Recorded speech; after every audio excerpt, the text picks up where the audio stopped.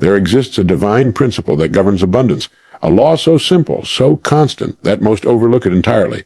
Yet it is the foundation upon which every success, every great achievement, every fulfilled life has been built. It is not chance, not luck, and certainly not privilege. It is a principle that works for all who understand it, whether they believe in it or not. Just as gravity pulls without bias, this divine principle responds to every human being who aligns with it. The universe was designed in perfect order. The stars, the seasons, the tides, all move according to laws that never fail. And just as there are physical laws, there are spiritual and mental laws that govern our success and abundance. The greatest mistake people make is assuming abundance is a matter of circumstance, that some are born for it while others are not. But abundance is not given, it is unlocked. It is the result of living in harmony with this divine principle. This principle says simply, you become what you think about. The thoughts you hold, the ideas you feed, the beliefs you nurture, they form the mold from which your reality takes shape. Every man and woman carries within their mind the key to abundance or scarcity, joy or struggle. For what you continually dwell upon, you attract. What you expect with faith and conviction, you create. Think for a moment about the seed. When you plant a seed in the earth, you do not question whether it will grow. You understand the soil will respond according to the kind of seed you plant. You cannot plant a thorn bush and expect a rose to bloom. Yet in the garden of the mind, people do this every day. They plant seeds of worry, doubt, and limitation, then wonder why their lives bear no fruit. The mind, like the soil, does not judge. It simply returns what is planted. Abundance then begins not with money or opportunity, but with thought. A person who trains their mind to see possibility where others see lack, to expect growth where others expect decline, begins to activate forces unseen but profoundly real. Ideas flow, doors open, people appear. What once seemed impossible begins to organize itself in your favor. This is no mystery, it is law. As sure as cause and effect, as real as day following night. But the principle goes further. It demands faith, not blind belief, but calm, disciplined expectation. Faith is the bridge between thought and manifestation.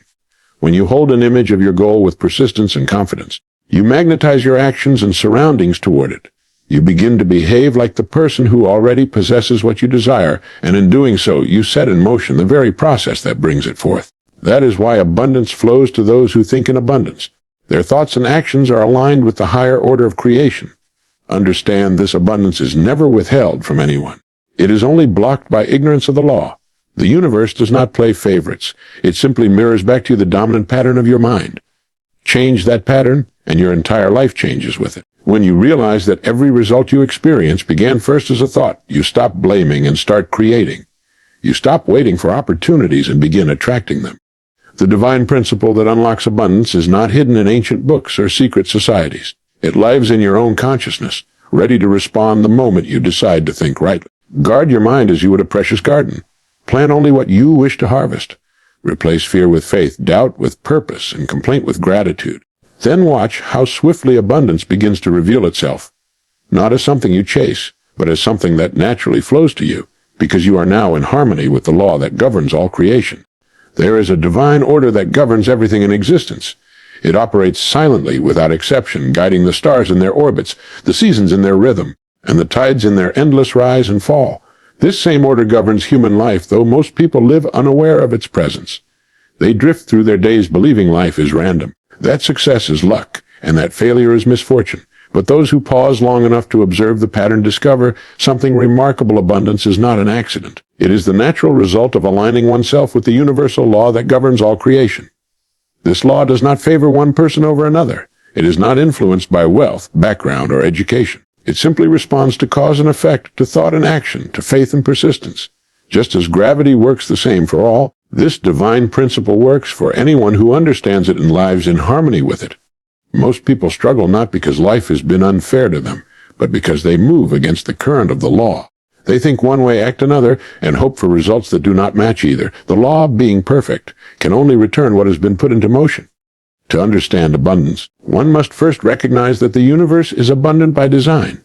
Look at nature. There is no shortage of sunlight, no limit to the ocean's waves, no ceiling on the sky. The earth produces more than enough for all. Scarcity exists only in the human mind. It is a concept born of fear, of comparison, of misunderstanding the divine order.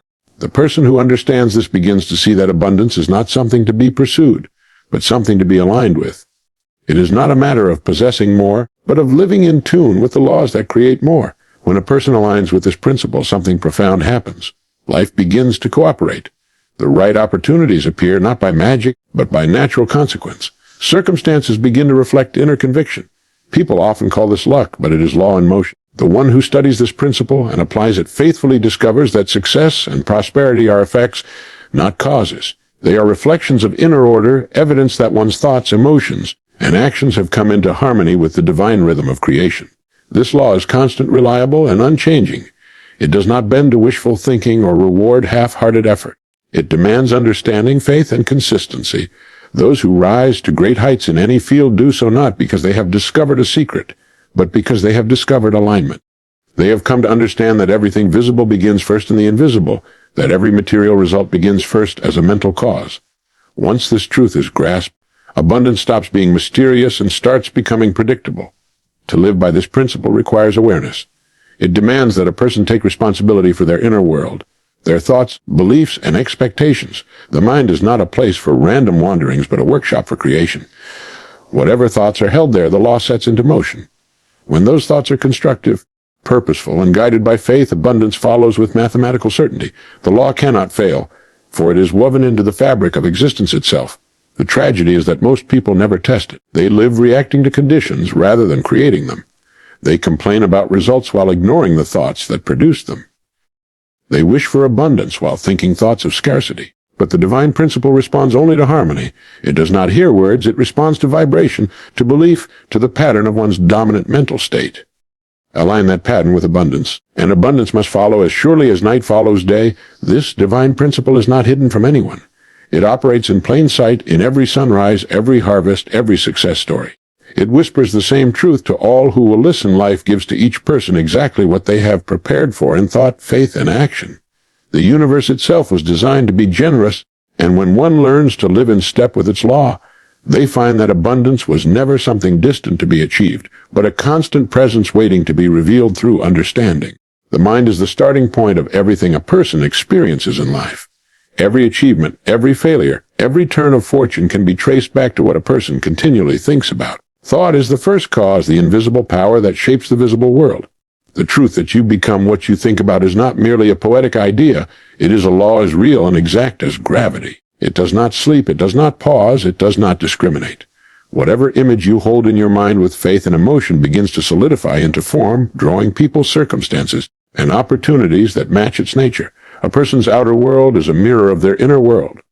The thoughts that dominate the mind become the conditions that dominate the life. The person who fills their mind with fear, doubt, and limitation will find those same qualities reflected in their experiences. The one who fills it with courage, faith, and purpose will draw those very things into existence. This is not imagination or luck. It is the working of law. The mind functions like a magnet, attracting to itself that which corresponds to its most frequent and deeply held thoughts. Most people drift through their days unaware of this. They allow thoughts of lack, frustration, and resentment to occupy their minds, and then wonder why life feels heavy and unfair. Yet they are simply harvesting what they have planted. The principle is exact: what you sow, you reap. What you think, you become. To change one's life, one must first change the dominant pattern of thought. This requires awareness, discipline, and faith, the courage to believe that unseen forces respond faithfully to the images and ideas held within the mind. Consider the person who decides to achieve something great. The first step is not action but vision. They must form a clear picture of what they desire. This picture, held steadily in thought, acts as a blueprint for the subconscious mind, which begins to work day and night to bring it into reality. It influences behavior, perception, and even chance encounters. People and opportunities begin appearing that seem coincidental, but they are not. They are the natural response of the law to the focused direction of thought. The person who believes this and lives by it gains an invisible advantage in life, for they have learned to operate consciously within the law that governs success. Every great discovery, every work of art, every enterprise that changed the world began as a thought. A single idea held long enough, believed in deeply enough, eventually materializes into form. The person who understands this stops fearing conditions and starts shaping them. They no longer ask, "What will happen to me?" but "What am I thinking into being?" They realize that thought, when mixed with emotion and belief, becomes a creative force. It molds reality in the same way a sculptor molds clay, patiently, precisely, persistently. This principle works both ways. The mind that dwells on limitation builds walls it cannot see but constantly feels. The mind that dwells on abundance opens doors it cannot yet touch but soon will. The world around you is always a reflection of the world within you. Change the reflection by changing the original.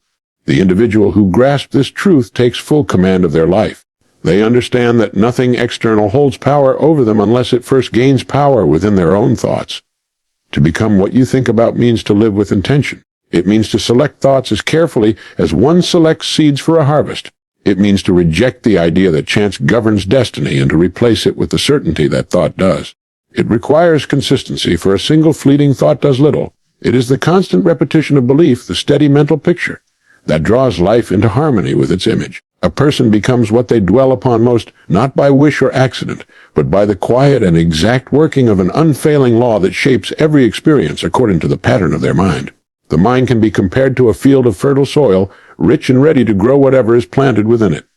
This soil does not choose what to grow. It merely responds to the seed. The law is simple and unchanging. Whatever is planted will grow. If you plant corn, corn will grow. If you plant weeds, weeds will grow. The soil does not care. It only serves. The human mind functions in exactly the same way. It takes the thoughts that are impressed upon it and brings them to life through the circumstances of one's existence. Whether those thoughts are of success or failure, abundance or scarcity, love or fear, the mind makes no distinction. It simply produces more of what it is given. Every person, knowingly or not, is planting seeds every single day. The words they speak, the images they hold, the emotions they feel, all act as seeds dropped into the soil of the subconscious. Over time, these seeds take root, grow, and eventually appear as the visible conditions of life. If the seeds are thoughts of fear, worry, and inadequacy, then the harvest will be struggle, limitation, and missed opportunity. If the seeds are thoughts of confidence, gratitude, and purpose, then the harvest will be peace, prosperity, and fulfillment. The mind cannot bring forth anything that has not first been planted. Many people fail to understand this and wonder why their lives never change, why they move from one disappointment to another. They blame luck, fate, or other people, but never stop to examine the seeds they have been planting. The results they experience are not accidents, they are harvests, and no harvest can differ from its seed. To expect success while sowing thoughts of failure is like planting thorns and hoping for roses. The law of cause and effect is absolute, and the soil of the mind is perfectly obedient. It returns exactly what it is given, multiplied over time. This is why guarding one's thoughts is the highest form of responsibility. Just as a careful farmer removes weeds and nurtures his crops, a person must cultivate their mental garden with care and discipline. They must choose thoughts deliberately, not by habit or impulse. Every thought carries creative power. It sets in motion a chain of invisible forces that eventually crystallize into form. A mind filled with faith, gratitude, and expectation becomes a field of limitless potential. A mind filled with doubt and fear becomes a barren land that produces little of value. Understanding this principle gives a person complete control over their destiny. It means that no one is ever truly stuck, no matter how difficult their current conditions may be. The moment they begin to change the seeds they plant, their habitual thoughts and emotional reactions, the soil of the mind begins to shift. It quietly reorganizes circumstances, draws new opportunities, and creates new patterns of experience. The process takes time, just as crops do not appear overnight, but the law is sure. Whatever is consistently planted and nourished will grow. To use this principle wisely, one must be both intentional and patient. It is not enough to think positively for a moment and then return to fear the next. The soil cannot produce a healthy crop if the farmer keeps changing the seed. Consistency of thought is what gives power to creation. Every great achievement, every lasting success began with a single seed, an idea that was planted, believed in, and cultivated with persistence until it bore fruit. When this truth is realized, life becomes a deliberate act of creation rather than a series of random events. The mind, once thought to be a mystery, becomes the greatest tool a person possesses. The thoughts chosen each day become the blueprint of the future. To plant wisely is to live wisely, for every outer result is the natural expression of an inner cause. The soil of the mind is always fertile, always ready to produce, and it never rests. It will grow weeds or wheat, success or failure, depending entirely on the seeds that are sown within it. Faith is the bridge that connects the unseen idea to its visible result. It is the invisible thread that carries thought across the gap between imagination and reality. Without faith, even the best ideas remain dormant, powerless, trapped within the mind that conceived them. Faith is more than hope, more than wishing. It is quiet certainty, a steady conviction that what is unseen will appear in its appointed time. It does not waver in the face of delay or difficulty. It holds to its vision as firmly as the sailor holds to the compass in a storm. Every great achievement in human history has required faith. Before a building was raised, someone had to believe it could stand. Before a cure was discovered, someone had to believe it could be found. The person who moves forward with faith walks in partnership with the laws of the universe, for faith aligns human thought with divine order. When a person believes deeply, their thoughts gather force, their actions gain direction, and their mind becomes magnetized with purpose. The world begins to rearrange itself in response to that inner certainty. Faith turns thought into vibration, and vibration calls forth the things of its own kind. Faith is not blind. It is intelligent trust. It is understanding that every cause must produce an effect, that every seed must yield a harvest, that every sincere effort guided by belief will find its reward. The person who plants an idea in the mind and nourishes it with faith does not need to see immediate results to know that progress is being made. They understand that unseen forces are at work, that conditions are being shaped, and that the invisible will soon take form. Faith is the power that allows one to wait without anxiety and act without fear. The difficulty for most people is that they live by sight rather than by principle. They believe only what they can see, and when they cannot see results, they lose heart. But the law of faith requires persistence in the unseen phase. It demands that one continue to believe even when nothing appears to be happening. Just as a seed must spend time in the darkness before it breaks through the soil, every idea must first grow in silence before it manifests in the world. Those who give up in that silent stage lose the harvest that was already forming beneath the surface. Faith must also be united with emotion. Cold, mechanical belief produces little, but when faith is charged with feeling, gratitude, joy, expectancy, it becomes a magnetic force. It begins to draw circumstances into harmony with the thought that created it. A person who believes with feeling becomes a living magnet for the thing they desire. They speak, act, and think from the state of already possessing it, and in doing so, they activate the same creative energy that built galaxies and governs all life. Doubt, on the other hand, cuts the connection between thought and manifestation. It interrupts the process and sends mixed signals to the mind. A person who believes one moment and fears the next is like a farmer who plants a seed today and digs it up tomorrow to see if it is growing. The soil cannot do its work under such conditions. The law responds only to steady, unwavering belief. Faith does not argue with appearances, it looks beyond them. It does not fight circumstances. It quietly assumes that the result is already on its way. Every person has the capacity for faith, but few use it deliberately. They place faith in failure, in limitation, in fear, and then wonder why life reflects those very things. Faith is always working. It is never absent. Whatever you believe with feeling becomes your reality. To live consciously by faith is to take command of that creative power and direct it toward what is good, pure, and purposeful. When thought is held with conviction and supported by unwavering expectation, it becomes substance, and that substance takes form according to the strength and purity of belief. The universe is a perfect mirror, faithfully reflecting the images held within the human mind. Whatever thoughts a person sends out into the world return to them multiplied, shaped, and colored by the emotions that accompanied those thoughts. This is not a matter of chance or coincidence, but the outworking of law. The mind is a projector and life is the screen. The pictures we see around us are the results of the slides we have placed within ourselves. Every belief, every expectation, every repeated thought is recorded, amplified, and returned in the form of experiences, people, and circumstances that match its vibration. Most people live unaware of this reflection. They look at their outer world and assume it is independent of their inner world, that events simply happen to them. But when they begin to observe carefully, a pattern appears. They notice that when they feel grateful, more appears to be grateful for. When they dwell on fear, more reasons for fear seem to arise. The universe mirrors what is dominant, not what is momentary. A passing thought has little power, but a thought repeated with emotion becomes a magnet. Over time, it draws to itself whatever corresponds to its nature. This principle explains why two people in identical situations can experience completely different realities. One sees opportunity, the other sees struggle. One attracts help, the other meets resistance. The difference lies not in circumstance, but in consciousness. Each person is surrounded by a field of thought energy, invisible yet powerful, constantly interacting with the larger field of universal intelligence.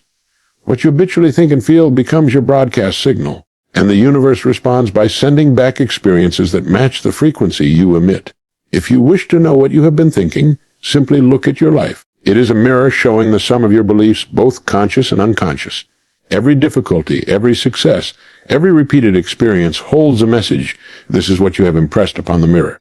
Changing the reflection requires changing the image, not the mirror. Most people, however, try to polish the mirror. They fight with circumstances, argue with people, and attempt to force results, never realizing that the true cause lies within. The universe cannot show you something that you do not first show to it through thought. Understanding this frees a person from the illusion of victimhood. No longer do they see life as unfair or unpredictable. They begin to see it as exact, responsive, and just. The outer world is a printout of the inner program. If the results are unsatisfying, one need only change the code. Replace fear with faith, resentment with understanding, complaint with gratitude. And soon the mirror begins to reflect new scenes. It cannot do otherwise, for the law that governs it is absolute. This truth also teaches humility. It reminds us that whatever we think about others, we are really thinking into our own lives. Thoughts of criticism, envy, and judgment darken our own reflection. Thoughts of kindness, generosity, and appreciation brighten it. The mind cannot send out one thing and receive another. Energy moves in circles, and every thought eventually returns to its source. The person who understands this chooses their thoughts as carefully as they choose their words, for they know each one is a seed that will return in its season. The mirror of the universe does not interpret, it does not moralize, it does not delay, it simply reflects. If you think success, you attract success. If you think struggle, you attract struggle. This is why self-mastery begins with self-awareness. You cannot receive what you have not mentally accepted as possible. Life obeys the pattern set by the dominant ideas of the mind. When those ideas are in harmony with abundance, faith, and gratitude, life responds with opportunities, resources, and relationships that confirm that belief. The universe mirrors not what we wish for, but what we truly believe to be ours. When the mind, the spirit, and the actions of a person move in harmony with divine law, life begins to unfold with a quiet and effortless rhythm. There is no longer struggle, no longer the anxious pushing or grasping that characterizes most people's pursuit of success. Instead, there is flow, a natural unfolding of events, a sense of cooperation between the individual and the universe. This state is not reached by chance, but by alignment. It comes when thought, faith, and gratitude are united and directed toward a single, harmonious purpose. To live in harmony with divine law means to understand the nature of cause and effect and to willingly work with it rather than against it. Most of the tension in human life arises from resistance. Resisting what is, doubting what could be, fighting against the flow of natural order. The one who understands the law ceases to fight. They no longer attempt to force results or chase after things that are already on their way. They move calmly, knowing that the power that created the stars and governs the tides is the same power working through them. This awareness transforms every effort into a joyful expression of creation rather than a desperate attempt to control outcomes. Gratitude plays a central role in this harmony. It keeps the mind attuned to abundance and the heart open to receiving. Gratitude turns ordinary moments into blessings and amplifies whatever good already exists. When one lives in constant appreciation, they align with the frequency of increase. They stop focusing on what is missing and begin recognizing what is already present. This recognition invites more of the same, for the law of life is to multiply whatever attention is given. The grateful person draws abundance naturally, not by demand, but by resonance. Faith, too, is a vital part of this harmony. It is faith that keeps the mind steady when results have not yet appeared. It is faith that allows one to act as if their success is already assured, even when the evidence has not yet surfaced. Such faith aligns thought with divine order, for it mirrors the creative intelligence of the universe, which always acts from certainty, never from doubt. To walk by faith is to think, feel, and act in unity with this intelligence, knowing that the outcome is already contained within the cause. When a person thinks clearly, believes deeply, and moves forward with gratitude and confidence, they release a powerful creative energy that flows unobstructed. Ideas come easily, inspiration strikes, opportunities appear, and people are drawn as if by magnetism. There is no force or strain, only natural motion. The law of harmony ensures that all elements of life begin to arrange themselves to support that state of balance. It is the difference between swimming against the current and being carried by it. The power is the same, only direction changes. This is why those who understand the law seem to live lives of effortless success. They are not working harder than others, they are working in alignment. They do not waste energy on worry or resistance because they know such thoughts block the flow. They think constructively, speak with purpose, act with intention, and remain grateful for every step of progress. Their confidence is not arrogance, but understanding. The recognition that when they align with divine order, the results must follow in time. Just as a harvest must follow the seed, to live in harmony with divine laws, to trust the process completely. It is to release the need for haste, comparison, or control, and instead to work joyfully, knowing that the law is exact and generous. When thought, faith, and gratitude become one, life itself becomes a reflection of that unity. Everything begins to move with a grace that cannot be forced. The right ideas come at the right time, the right people appear, and the right doors open. Nothing feels accidental because nothing is. The universe, once seemingly distant and indifferent, reveals itself as a living companion, precise, responsive, and infinitely abundant.